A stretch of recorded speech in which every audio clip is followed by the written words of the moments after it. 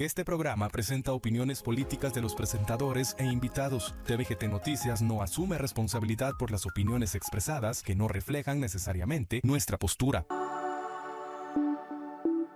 TVGT Noticias, la verdad hecha noticia.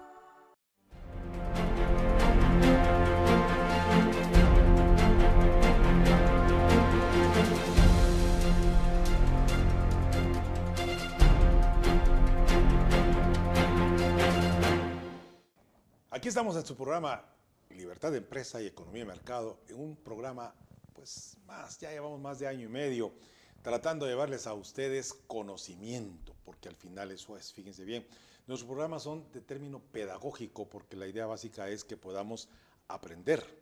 Y yo aprendo con mis invitados, yo aprendo cuando eventualmente nos hacen algún comentario, al final todos estamos aprendiendo. Recuerde una cosa importantísima, y es que todos somos aprendices, eternamente, siempre estamos aprendiendo algo.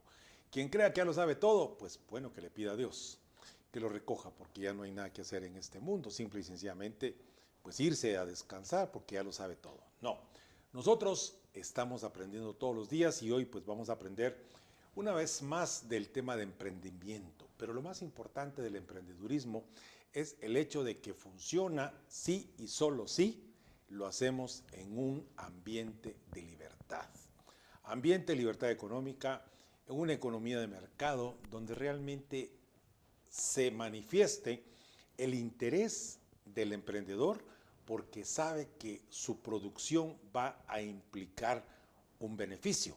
Si no tiene beneficio, ¿qué le motiva a hacerlo? Bueno, pero sin más, vamos a presentar entonces hoy a nuestro invitado especial, al magíster Javier Donis, pues con quien tuve la oportunidad de compartir una exposición, bueno, no fue exposición, ¿verdad? Conferencia, creo. Unas conferencias, sí. Entonces aquel fue el primero de la lista y yo fui el último de la lista. O sea que yo lo escuché a él, pero él no me escuchó. Sí, no tuve la oportunidad. Te fuiste antes. Me la perdí. Lo que te perdiste. Sí, sí. Bueno. Estoy seguro que fue bueno. Estoy seguro que gracias. Sí.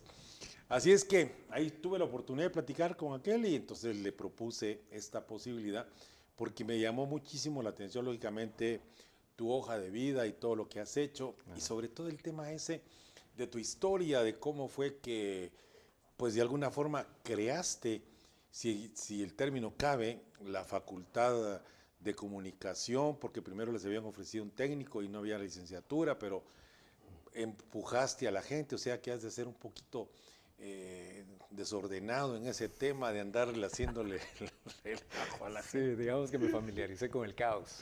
Exactamente. Esa es la parte bonita. Y creo que es parte de, creo yo, por la experiencia y la gente con lo que comparto, que una de las características de un emprendedor es eso, ¿verdad? Claro. Saber sortear las olas del caos en donde se presente, pues, ¿verdad? Y eso es un bonito punto de partida. Bueno, pues entonces ya entremos en materia. Y lo que primero quisiera es que pues, vos les contaras a nuestros televidentes eso que yo inicié diciendo, o sea, ¿qué fuiste, qué hiciste, por qué llegaste hasta aquí? Y en esa medida pues vamos a ir intercambiando, porque ya te diste cuenta que no es una entrevista formal como tal, pues. Claro. La formalidad del caso que estamos en la televisión, la gente nos mira, pero la idea básica que yo le digo a mis entrevistados es, miren pues, fíjate vos que hay gente que eventualmente cuando les hablo de una entrevista me dicen, mira, ¿me puedes mandar las preguntas? Dijo, no, hombre, no, jocote, no, hombre. Claro. Sino que es una charla, así entre cuates, ¿verdad? Claro. Así es que empecemos. Bueno, pues Carlos, primero gracias por la bienvenida y por la invitación. Admiro mucho tu trayectoria y eso hablábamos precisamente en Shela, ¿verdad? Que habíamos reflejado uno en el otro más o menos parte de nuestra trayectoria y eso pues se agradece y es gratificante también ver a una persona que ya te dice, mira, si caminas como por acá vas a llegar a tal punto y entonces ahí aprecio mucho eso, el poder ver tu trayectoria que combina un tanto como con la mía.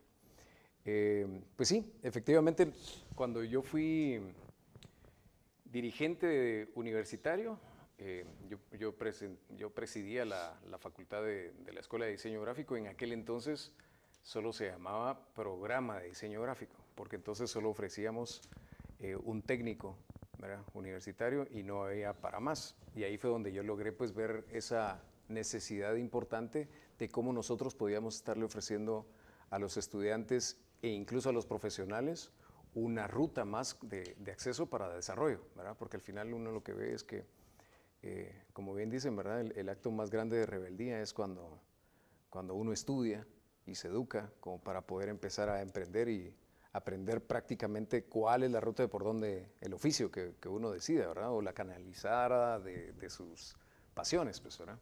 Y en ese preciso momento yo vi que era necesario persuadir a las personas de que no era tan importante un programa, sino volverlo una escuela, ¿verdad?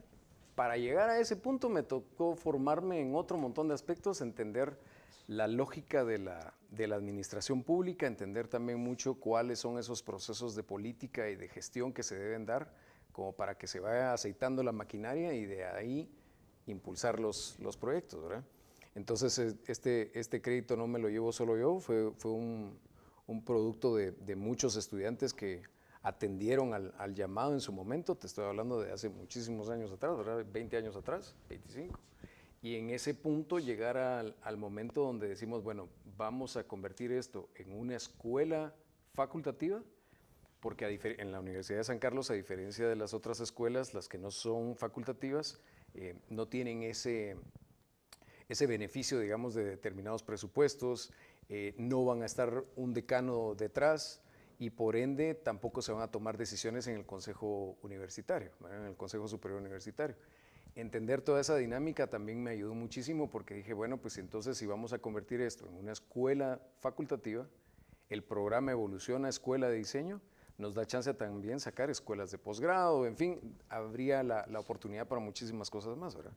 Y ahí el tema de formarse, porque entonces, mientras yo estaba estudiando, como estudiante cualquiera, el diseño gráfico a nivel técnico, había que convertirse también en curriculista. Y entonces empecé a recibir esos cursos complementarios, como para poder después decidir, bueno, entonces vamos a estudiar de esto, porque el mercado demanda, ¿verdad?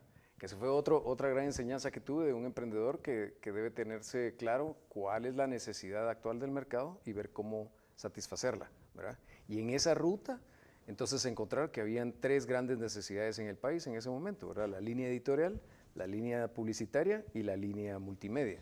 En ese entonces se llamaba multimedia, ahora es transmedia. No existían las redes sociales, ¿verdad?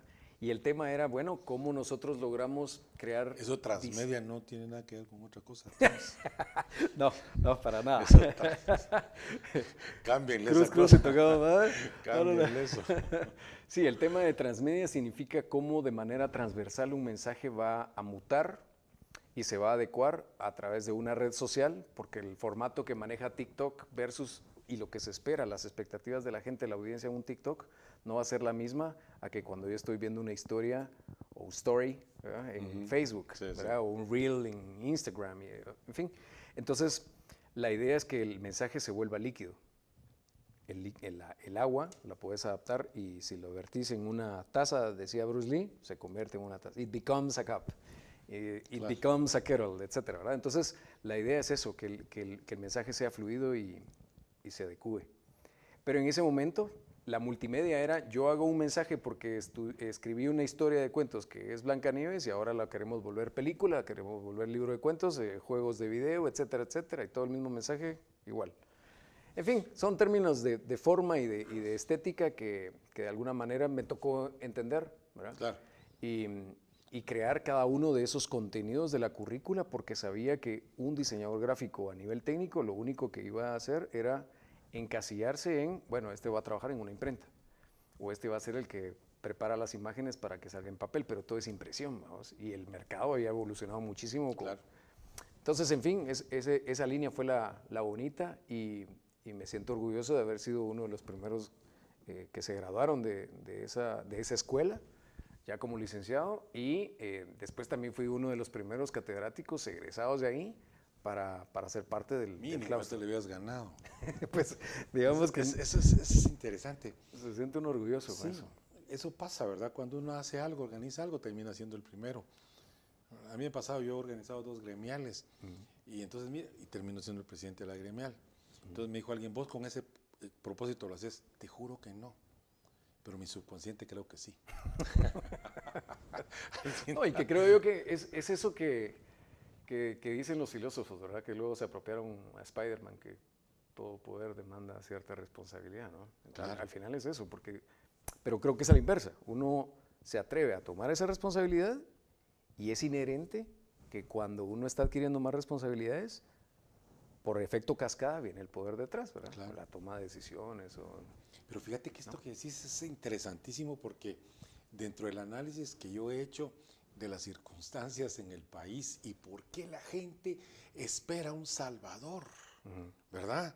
Porque no quieren asumir su responsabilidad, sino que espera que alguien lo haga.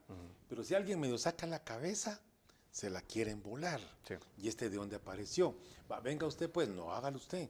O sea, ese es un tema, digamos, de alguna forma sociológico, que es tan difícil y por eso es tan importante el tema en el que te formaste, porque ahora pues prácticamente es la base de la comunicación. Pero aún así, porque el problema de los, digamos, redes que mencionaste, es que los que pegan son los en los que la gente se mata de la risa por idioteces, ¿verdad? No buscan un tutorial para aprender a hacer algo, no escuchan a alguien que tenga un mensaje, sino que simple y sencillamente. Entonces, ahí es donde está el problema. ¿Cómo hacemos para ir cambiando? Porque si no, vamos a seguir teniendo lo mismo que tenemos, ¿verdad? Una escolaridad de tercer año primaria, una expectativa de gente que llega a la universidad como un 3%. ¿Vos tenés idea de cuántos colegiados hayan, independientemente de los que estén graduados pero no colegiados? Fíjate que yo calculo, así, ¿será que habremos medio millón? Mucho. Está complicado, está Mucho. complicado. Por darte un ejemplo, ¿verdad? Allá en diseño gráfico, el gran problema del colegiado o la baja tasa de colegiado, y te digo esto porque fui asesor del Colegio de Arquitectos el año pasado y antepasado, y el problema que veíamos ahí es de que el diseñador gráfico se va a colegiar únicamente para poder dar clases, ¿verdad? Porque el mercado todavía no ha terminado de entender ni las condiciones gubernamentales se han comprendido de cuál es el aporte de la profesión como para poder fortalecer esa línea y que de alguna manera trascienda a crear más necesidades de colegiarse. Por darte un ejemplo, Claro. Si nosotros estamos participando en una licitación, ¿verdad? Es evidente que cada una de estas personas que estén liderando el proyecto sí estén colegiados, ¿verdad? Pero como tampoco hay un fomento o un incentivo para que el profesional diga, bueno, voy a querer trabajar con el gobierno porque entonces decanta otro montón de problemas, ¿verdad? Nadie se quiere meter en clavos. Por esa misma falta de libertad que mencionas, ¿verdad? Ese es el problema. Entonces, hay una baja y una deserción porque la persona, a pesar de que es obligación colegiarse, al nomás graduarse, no se siente ni estimulada ni de alguna manera... Ni lo necesita. Exacto. Por darte otro ejemplo, ¿qué pasa si un abogado se colegia? Pues sí, cada una de sus firmas valen. Sí lo tiene, sí o sí tiene que hacerlo. Pero porque sí. las condiciones del Claro. mercado están de tal forma creadas Así es. para que eso se dé. Las condiciones están dadas. ¿Qué pasaría si, por ejemplo, nosotros tuviéramos que imprimir cualquier cosa, un documento legal, identidad corporativa? Minimizaríamos todo ese proceso de piratería que se da. Porque yo ahorita, por ejemplo, si me quisiera aprovechar, vengo y agarro la identidad corporativa de este programa, saco una papelería, la envío y no sé qué, y me hago presente como parte del equipo y mando cartas y no sé qué. Entonces, como no hay controles, ¿verdad? El gran problema es de que cualquiera que agarre Canva o cualquier software que haya por ahí, hace el documento y lo manda y se acabó. Pero si esto se pudiera mandar a imprimir porque lleva el aval de un profesional, porque está la firma, porque obviamente el profesional también debería estar obligado entonces a hacer una búsqueda para ver si no hay piratería en el mercado, para ver si nadie más es dueño de la propiedad intelectual. Ahí se respetaría muchísimo la propiedad privada, cosa que en este momento no se da. Y ahí lograríamos que entonces la maquinaria funcionara y entender que así como es responsable un doctor de que firma una receta y no cualquiera llega a la farmacia para meterse cualquier químico que quiera, de la misma manera se normaría y se regularía todos estos otros procesos mercantiles. pero hace falta mucho por trabajar, ¿verdad? No, ya con lo que estás diciendo está complicadísimo. Pero al final la conclusión, la idea es, ¿habremos 500,000 de profesionales? Yo creo que no. No, definitivamente no. Ahora, pero dejémoslo en 500,000 para que sea fácil. Ese 500,000, ¿qué porcentaje es de la población si somos 18 millones de habitantes? No Mínimo. Es nada, no es nada. Pero esa es la realidad, eso es lo que tenemos. ¿Ya? Y que si hablamos de que el 3% es el privilegiado que llega a la universidad, no es que se gradúe, ¿verdad? Exactamente. Solo llega. Sí.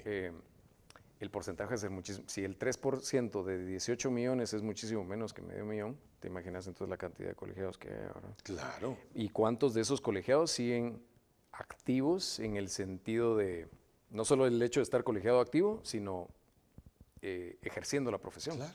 Eso es otro montón de... ¿verdad? Pero entonces, a lo que quería, o la intención por qué mencioné esto, es por el hecho de que esa es nuestra realidad como país. Entonces, ante esa circunstancia, creemos entonces que la mayoría tiene, lo que la mayoría diga es la voluntad, pero estamos usando una mayoría, y lo voy a decir así suavecito, con falta de conocimiento, Totalmente. para no decir que somos ignorantes, ¿verdad? Así es. Porque al final la ignorancia es atrevida. Entonces, esto lo menciono en función de la importancia, de alguna manera, digamos, de tu profesión, para tratar de orientar. Pero eso sí, yo te digo sinceramente, a lo mejor yo estoy equivocado, pero te pregunto, ¿crees que se puede hacer? Tendría que ser una campaña publicitaria muy grande para tratar de motivar a la gente a que se eduque, se capacite, porque al final, bueno, lo voy a contar. Estoy escribiendo algo que se llama Ser pobre es una elección, ¿verdad? Entonces, yo soy pobre no porque Dios no me haya querido, sino porque yo no me quise esforzar, porque yo no quise estudiar, porque yo no quise... Y hay gente, y esta es una cosa interesantísima, porque contándoselo esto a un amigo, me dijo, pero mire, me dijo, ¿usted cree que solo el que estudia le va bien? No, le dije yo. No, le dije, yo conozco mucha gente que no ha estudiado y es millonario. Pues sí, me dijo, yo no soy millonario, pero soy uno de esos, me dijo.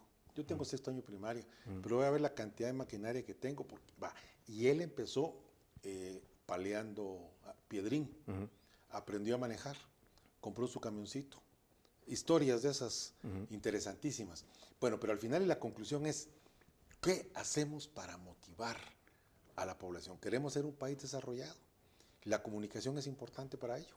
Totalmente, totalmente. Yo creo que mencionaste una palabra clave ahí, porque no es necesario precisamente estudiar, pero sí aprender.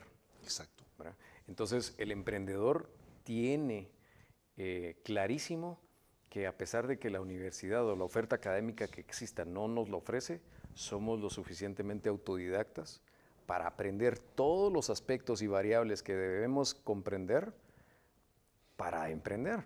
Porque, pues sí, él empezó paleando, pero después aprendió a usar las máquinas, después aprendió a administrar esas máquinas, aprendió a generar negocios, aprendió a ser más estratégico para cómo vender sus servicios. En fin, hay un montón de cosas, ¿verdad?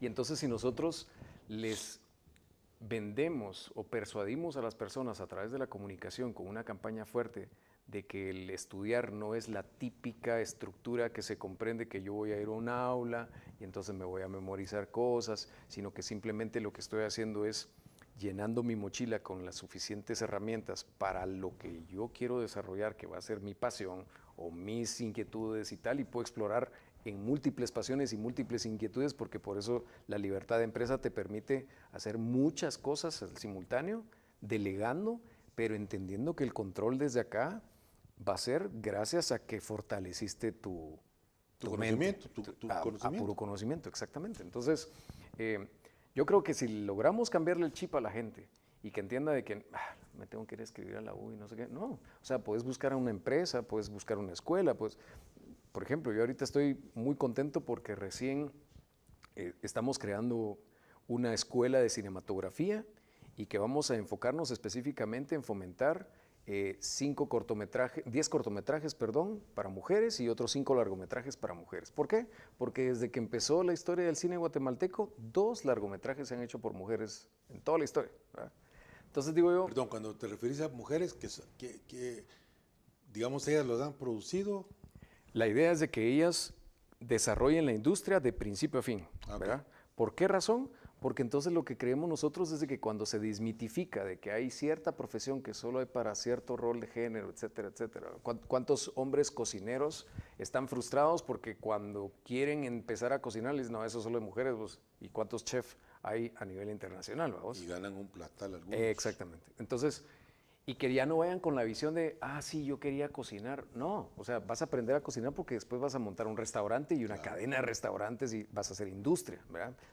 Pero de alguna forma hay que fomentar, y eso es lo que pretendo hacer yo con esta escuela y con estos emprendimientos que te digo. Tengo una escuela de negocios también, en la que nosotros inculcamos es, mira, aquí vas a aprender de una manera atípica, porque lo que quiero es que comprendas que al entender estos conocimientos básicos, complementado con este otro montón de conocimientos que van a ser soft skills, hard skills, etcétera, vas a poder emprender y vas a tener la libertad necesaria para crear múltiples empresas y ya no solo buscar un empleo. Es que esa visión, ¿verdad? Y que volvemos a lo que decías de la universidad, ¿verdad? Si yo hubiera tomado esa visión pasiva de los estudiantes y entonces, no, hay que ir a hacer huelga y protestar y quemar llantas y no sé qué, porque queremos ser licenciados. Ajá.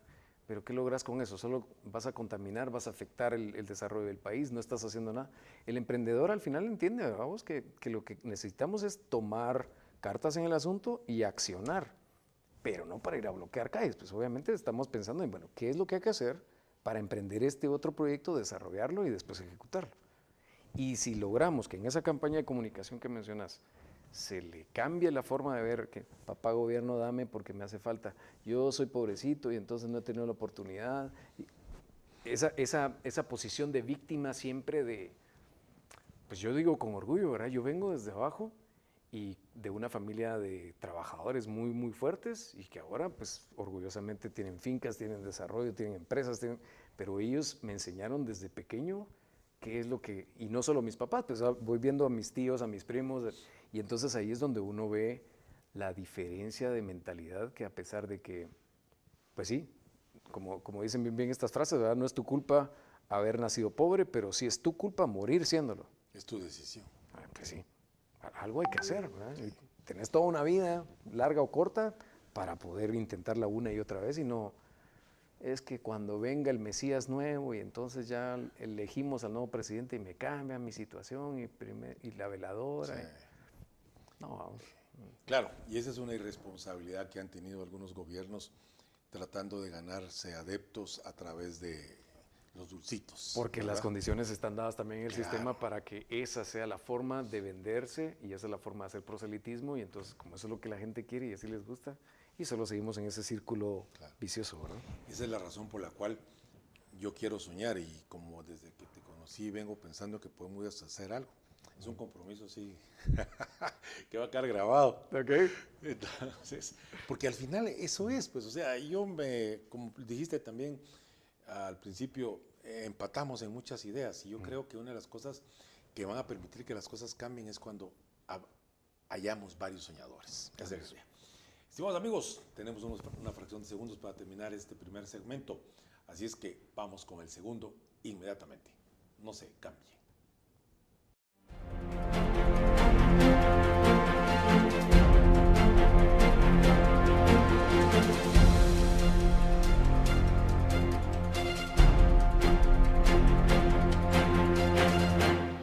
Este programa presenta opiniones políticas de los presentadores e invitados. TVGT Noticias no asume responsabilidad por las opiniones expresadas que no reflejan necesariamente nuestra postura. TVGT Noticias, la verdad hecha noticia.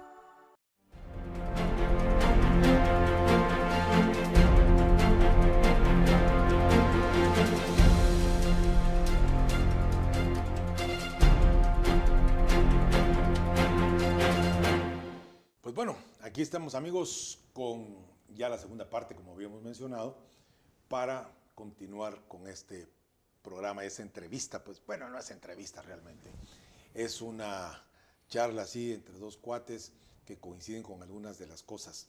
Javier, ¿qué otras cosas podemos o se te ocurren a vos para poder plantear la contribución desde tu especialidad en función de esa motivación, de ese emprendimiento? Y hay cosas interesantísimas de las que dijiste, porque la idea básica del emprendimiento es el hecho de que sea para emprender, o sea, el aprender algo, no necesariamente para buscar un empleo. Lamentablemente, pues hay una universidad que esa es la orientación, la gente estudia para ir a buscar chance al gobierno, ¿verdad? Y hay otras que, sobre todo en Monterrey, que le dice, mire, aquí usted viene porque usted es hijo de un empresario, y usted viene aquí a estudiar porque va a poner su empresa, Claro. no va a venir a buscar chance. Entonces, todas esas cosas creo que son interesantísimas, y obviamente me vas a decir que sí, pero dame argumentos para por qué estás de acuerdo, si el caso fuese, en que podamos hacer algo diferente. Bueno, para empezar, entender que ese perfil que mencionas, ¿verdad? Es lo que tiene que ir cambiando. Yo algo que veo que tuve la dicha a lo largo de mi trayectoria fue que empecé estudiando en la Universidad de San Carlos, pero después tuve la oportunidad de estudiar en una universidad privada, como la Universidad Panamericana.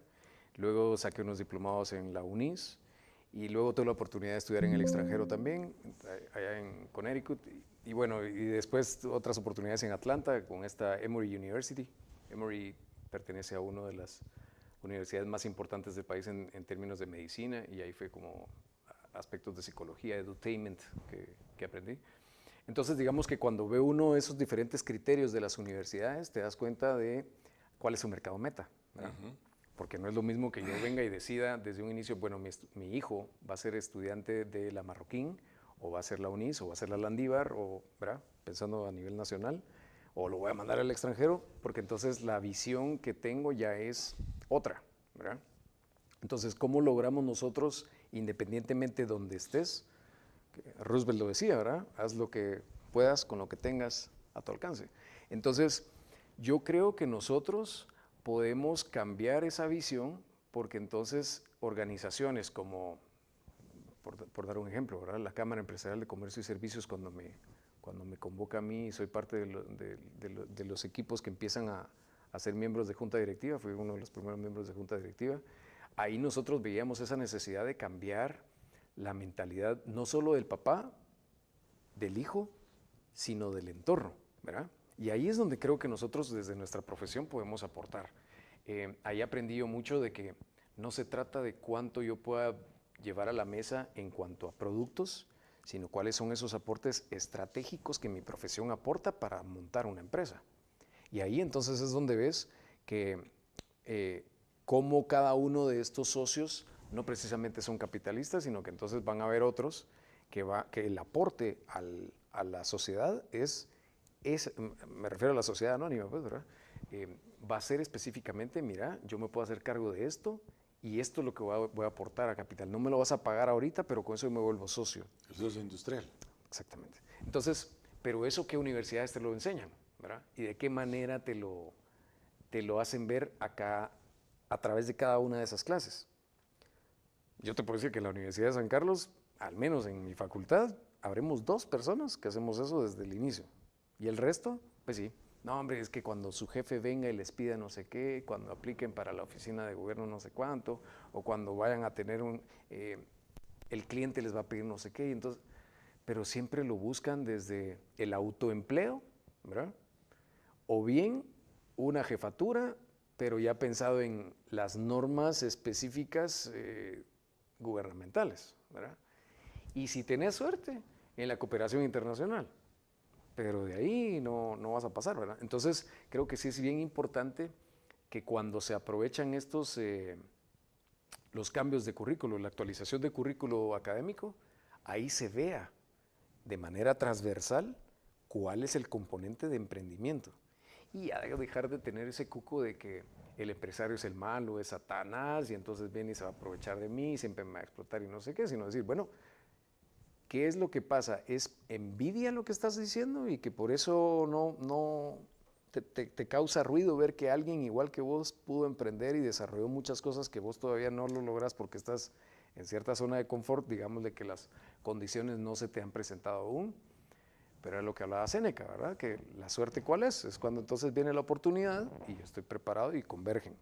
Yo puedo estar preparado, sí, pero si no tengo la capacidad de identificar la oportunidad, van a pasar un montón de oportunidades enfrente de mi cara y no las voy a ver, porque yo estoy enfocado en mi empleo y en mi... O te llegan a ofrecer la oportunidad creyendo que vos llenás el perfil y de repente dice, mire, no, qué mala suerte, usted yo había pensado en usted, ¿verdad?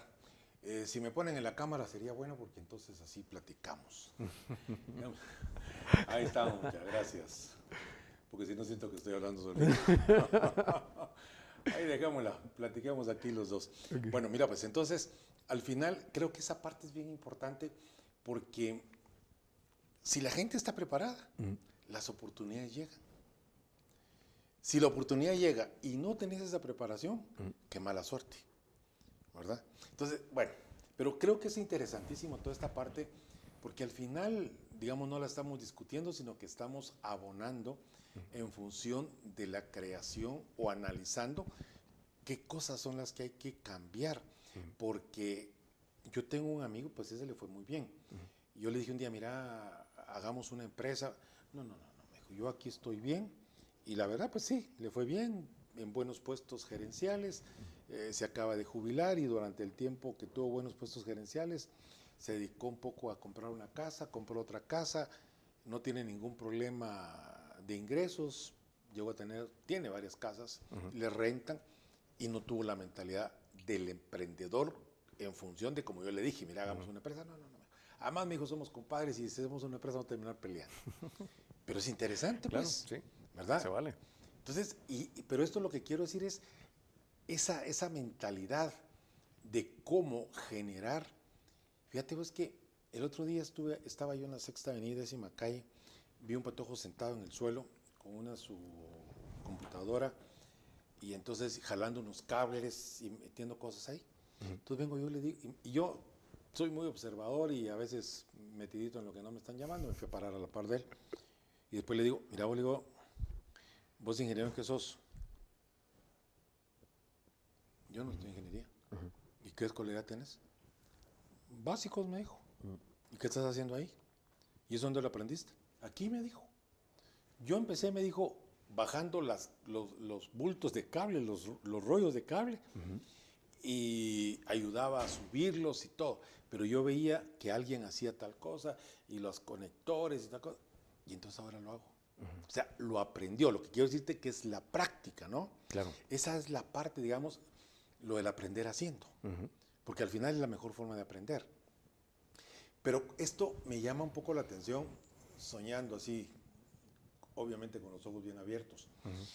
Cuando vos hablas de tu tema de la escuela de negocios que tenés, cuando hablas de tus programas de películas, a mí digo yo, si pudiéramos hacer una película con esa orientación, que, no sé, ¿se te ocurre? Estoy hablando locuras. Para nada. Es de lo más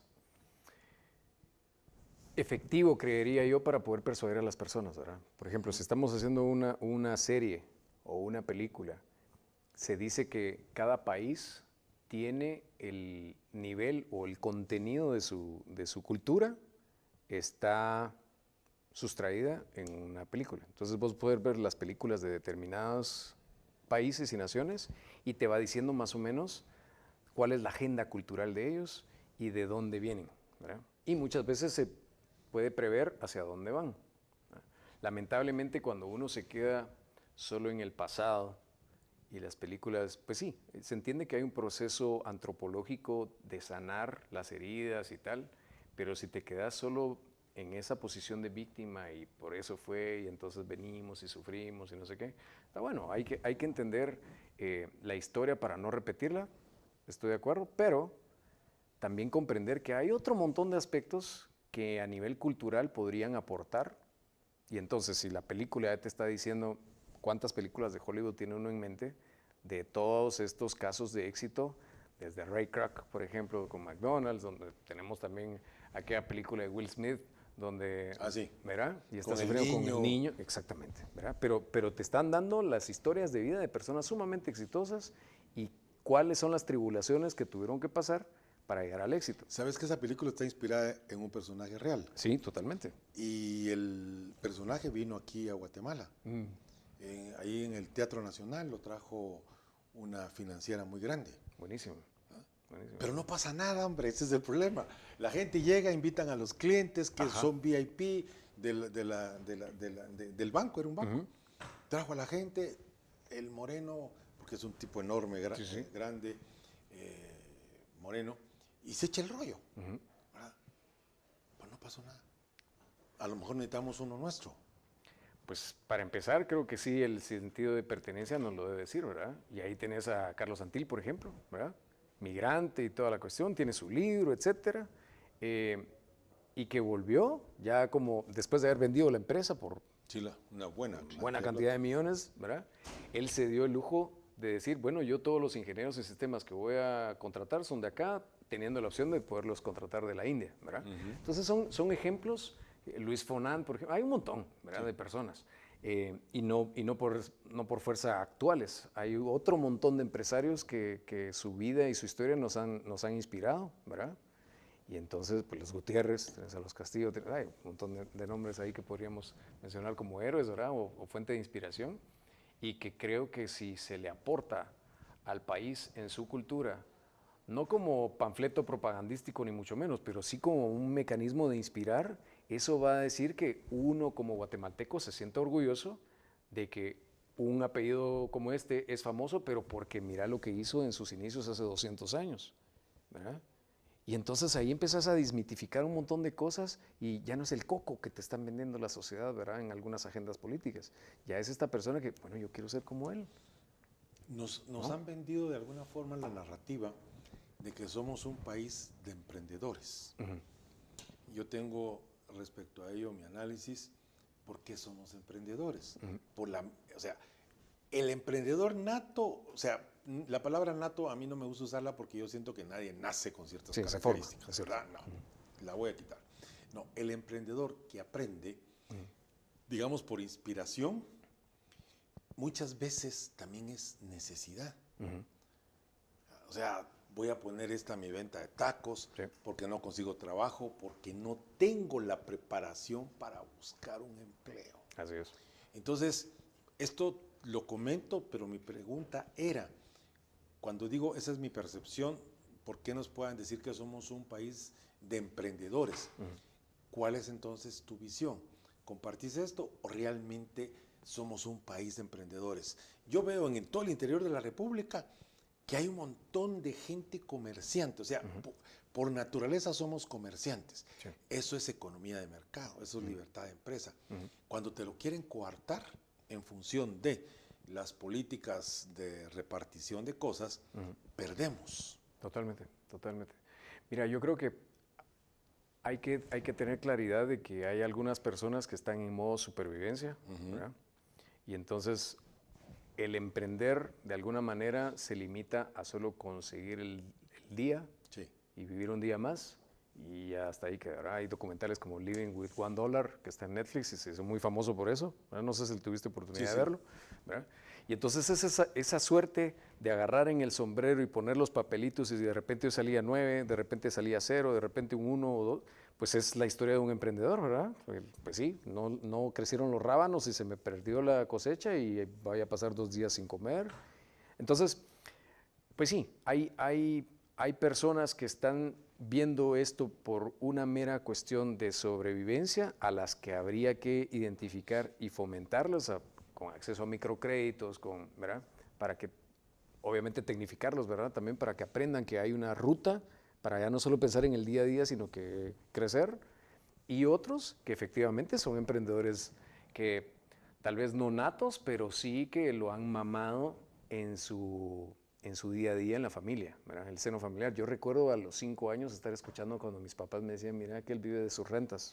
Yo decía, vive de sus rentas. Y en ese momento solo entendía que, bueno, supongo que significa que está bien, ¿verdad? Porque mi limitante edad tampoco me permitía más.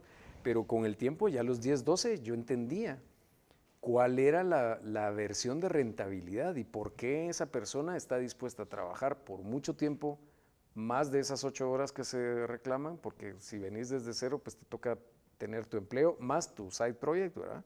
Y fines de semana, lo que sea, pero uno está dispuesto a hacerlo porque la gratificación no va a ser instantánea y yo estoy conforme con eso, porque sé que hay una esperanza, hay una ruta trazada y yo me voy a enfocar a cultivar, cultivar, cultivar, y entonces la cosecha viene por añadidura, de manera cascada, ¿verdad? Claro. Pero no estoy yo cultivando porque pensando en, ay, hoy no hubo cosecha y me cayó la helada y entonces no va a salir y entonces ya no sirvo para esto y mejor que triste mi vida, ¿verdad?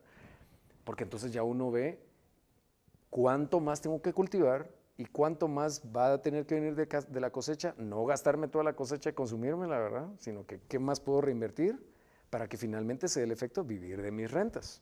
Como la vaca. Tal cual. Esa fábula de la vaca, no sé si hablamos de la misma, pero cuando le dicen maten a la vaca, ¿verdad? Es eso, pero ¿cómo logramos que eso a nivel cultural ya se entienda como una forma de vida? Y entonces sí, vamos a tener un montón de emprendedores que están dispuestos a esperar un ratito más. Y creo yo que si logramos desde el gobierno o desde el Estado que se permita esa libertad empresarial, esa libertad de emprendimiento y que las condiciones estén dadas para que no te castiguen porque estás empezando, sino que de alguna manera fomenten. Exacto, haya incubadoras. Claro. Entonces sí vamos a tener ese tipo de sistema funcionando bien, ¿verdad? Entonces necesitamos cambiar gobierno. Gobierno, sistema, mentalidad de Guatemala. Claro. Hay un montón de cosas que... Pero empecemos por la cabeza, ¿no? Porque el problema es ese. Con una cabeza, con esa mentalidad como la tuya, en este momento, ¿verdad? Pues creo que eso es lo que necesitamos. Con esa idea de cambiar esas cosas para fomentar en la gente que podemos ser un país distinto. A mí no me gustan las comparaciones, pero ¿quién no quisiera ser Singapur? Claro. ¿Quién no quisiera ser Taiwán? Así es. El mismo Malasia ahora. Más grandes, Corea del Sur. Pero, y te menciono estos países porque estos países estuvieron peor que nosotros. Claro. Nosotros tenemos más de 200 años de tener una universidad en la que vos estudiaste. 345. Imagínate. Que acaba de ser, ¿verdad? Sí, sí. Y entonces, y fue creo que la primera o segunda en América Latina que se fundó. Casi tan vieja como Harvard. Imagínate. Sí. Y en estos países no tenían. Y el Producto Interno Bruto de Guatemala en 1960 era mayor que el de Taiwán. Y ellos viven y sobreviven en 21,000 kilómetros cuadrados, más o menos, que es lo que mide Petén. Bueno, mis estimados amigos, la cosa se pasó rapidísimo. Miramos, ya nos quedan nada más. Nos volamos 45 minutos. Qué interesante. Así es que aprovechemos este minuto y medio. Sí. Por favor, es tuyo. Gracias, gracias. Mira, yo creo que cuando uno habla no solo precisamente de Taiwán, sino de Japón, por ejemplo, ¿verdad? Japón tuvo esa resiliencia tan grande que convirtió la bomba atómica en un gran monstruo que hoy gana Óscares. Ese monstruo se llama Godzilla, ¿sabías? La metáfora de la bomba atómica es Godzilla. Y entonces ellos lograron crear un sistema como OBOP, ¿verdad? One Village, One Product. One Product. Entonces, ¿por qué no retomar nosotros ese tipo de inspiraciones si ellos en tan solo 60, 80, 90 años lo lograron y nosotros seguir viviendo los 500 que nos dicen, ¿verdad? Claro. Entonces ahí creo que podríamos nosotros apropiarnos, como bien decís, y si todos empezamos a incubar de alguna forma que desde nuestra profesión podamos aportar al país para ir cambiando la mentalidad y entonces desde la primaria empiezan a escuchar todos los demás niños vivir de sus rentas, así es. A eso va a venir un efecto multiplicador muy grande, ¿no? Muchísimas gracias. Gracias a vos. Bueno, mis estimados amigos, gracias por la oportunidad de poder platicar con ustedes. Y eso es lo que queremos, ¿verdad? Yo creo que ha sido muy enriquecedora. Y como siempre decimos, o como dije al principio y siempre lo decimos en el programa, es un tema pedagógico. La idea es motivar a otras personas a que puedan hacer cosas diferentes, distintas, porque tenemos las habilidades, las capacidades y las condiciones, porque a pesar de las circunstancias, todavía vivimos en una libertad de democracia.